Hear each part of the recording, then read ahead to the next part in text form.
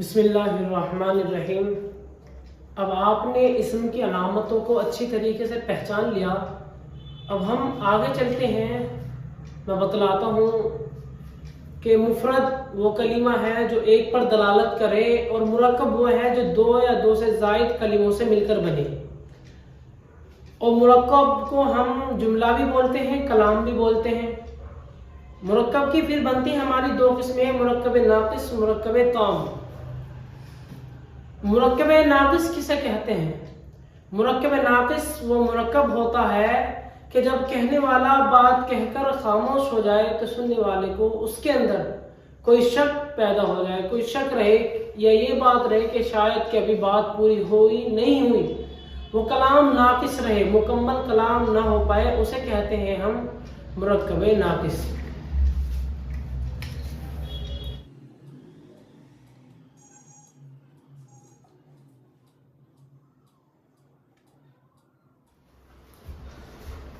مرکب ناقص وہ مرکب جب کہنے والا بات کہہ کر خاموش ہو جائے تو سننے والے کو پوری بات سمجھ میں نہیں آئے، اسے ہم کہتے ہیں مرکب ناقص۔ اور مرکب تام کے معنی آتے ہیں مکمل ہونا، یعنی کہ جب کہنے والا بات کہہ کر خاموش ہو جائے تو سننے والے کو کوئی بھی شک نہ رہے کہ بات ابھی پوری نہیں ہوئی، یہ کچھ اور بھی کہنا چاہتا ہے، بلکہ مکمل طور پر یہ سمجھ میں آ گئے کہ اس نے ہاں یہ کہا ہے، اس کو کہتے ہیں ہم مرکب تام۔ اب سمجھیں کہ کلمے کی دو قسمیں ہوتی ہیں، مفرد اور مرکب۔ لفظ کی دو قسمیں ہوتی ہیں، مفرد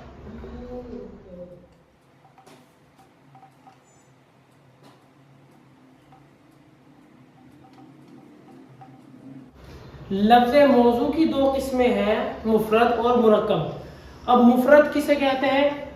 میں نے آپ کو بتایا مفرد وہ اکیلا لفظ ہے جو ایک پر دلالت کرے۔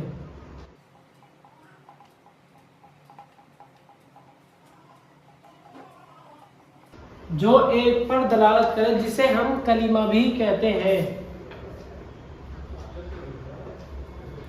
اور مرکب اس کو کہتے ہیں کہ جو دو یا دو سے زائد کلموں سے مل کر بنے، اسے ہم کہتے ہیں مرکب۔ اب پھر مرکب کی دو قسمیں ہوتی ہیں، مرکب ناقص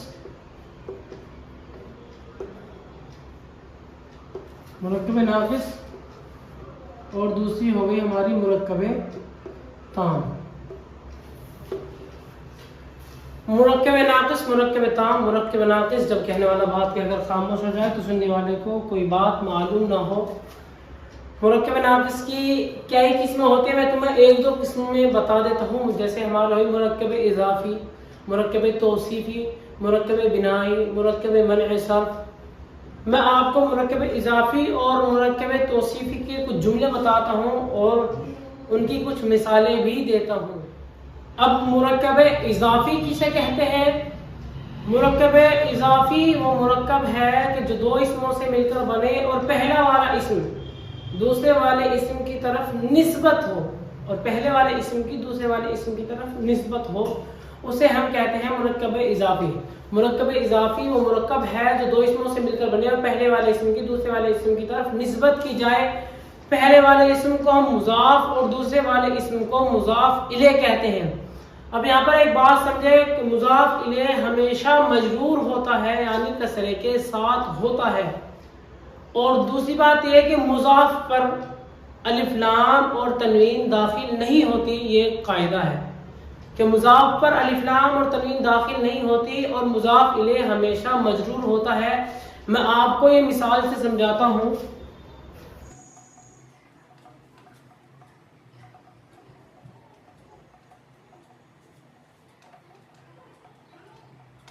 جس میں پہلے والے اسم کی نسبت دوسرے والے اسم کی طرف کی جائے، پہلے والے کو مضاف دوسرے کو مضاف الیہ کہتے ہیں۔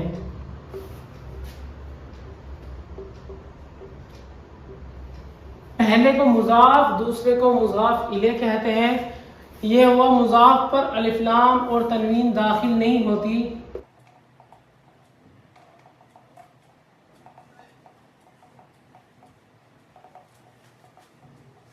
مضاف پر الف لام اور تنوین داخل نہیں ہوتی اور مضاف الیہ ہمیشہ مجرور ہوتا ہے. مضاف الیہ ہمیشہ مجرور ہوتا ہے. اب آپ کو کچھ مثالیں دیتا ہوں. جیسے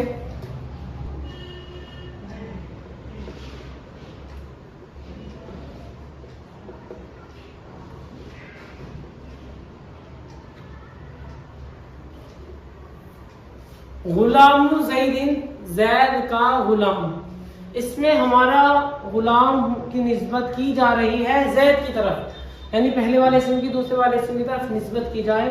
پہلے کو ہم کہتے ہیں مضاف اور دوسرے کو کہتے ہیں مضاف الیہ.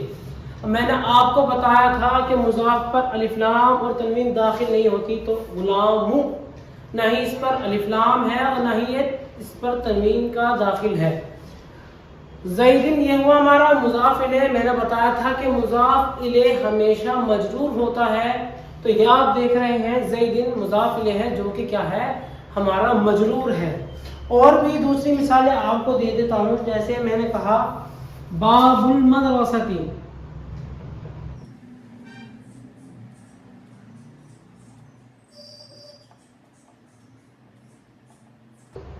باب المدرسۃ کتاب التلمیذ، طالب علم کی کتاب، مدرسے کا دروازہ. اور اسی طریقے سے ہمارا ہوا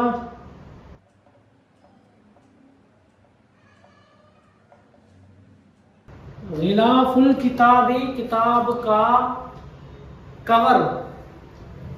یہ کچھ مثالیں ہیں مضاف الیہ کی.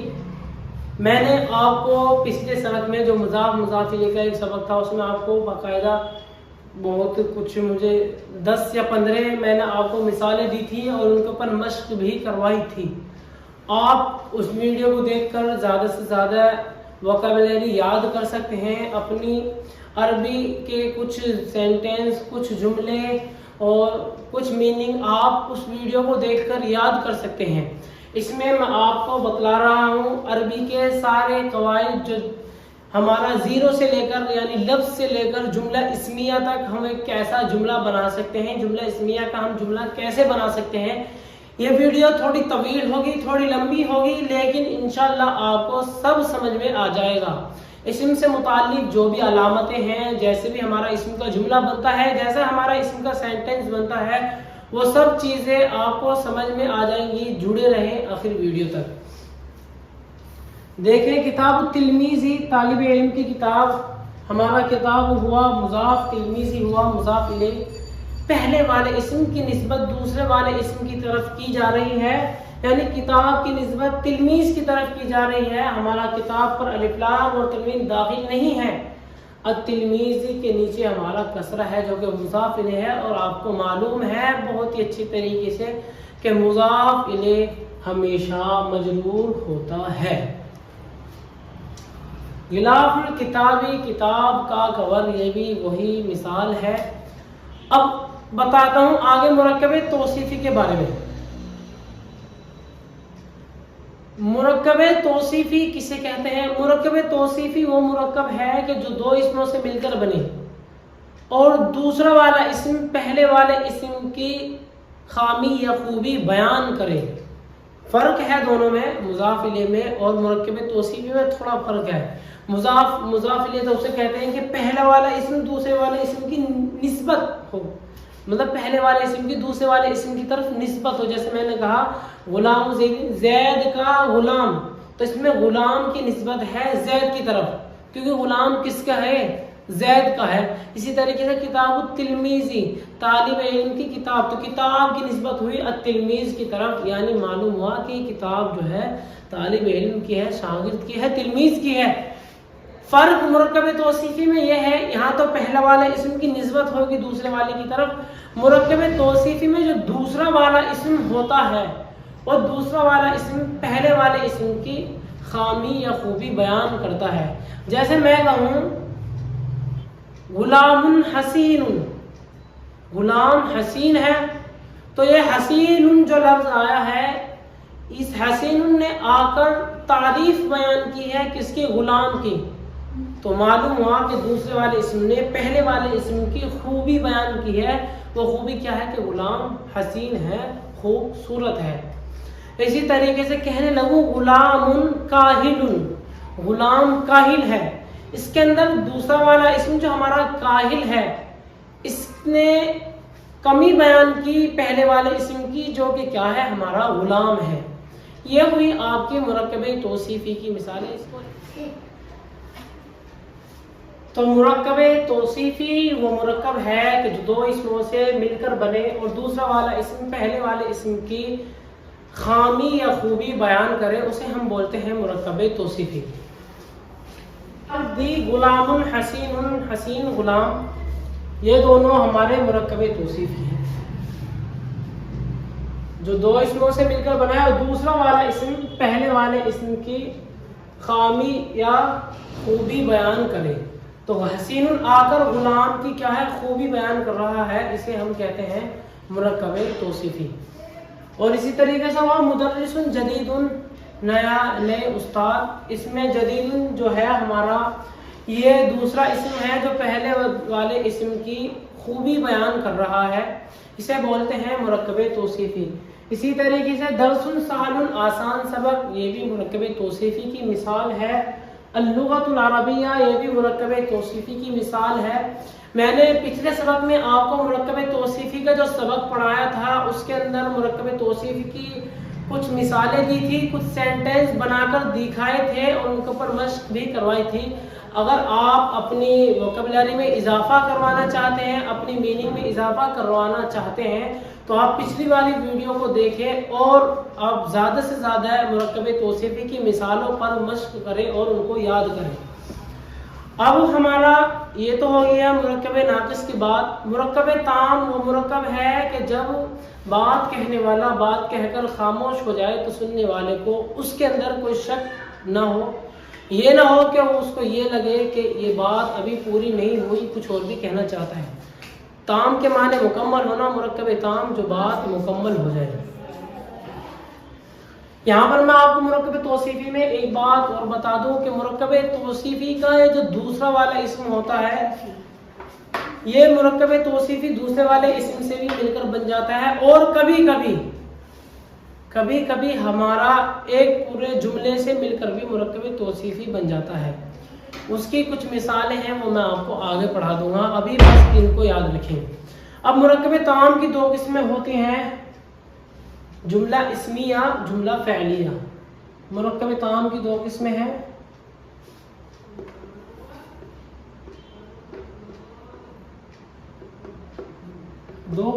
جملہ اسمیہ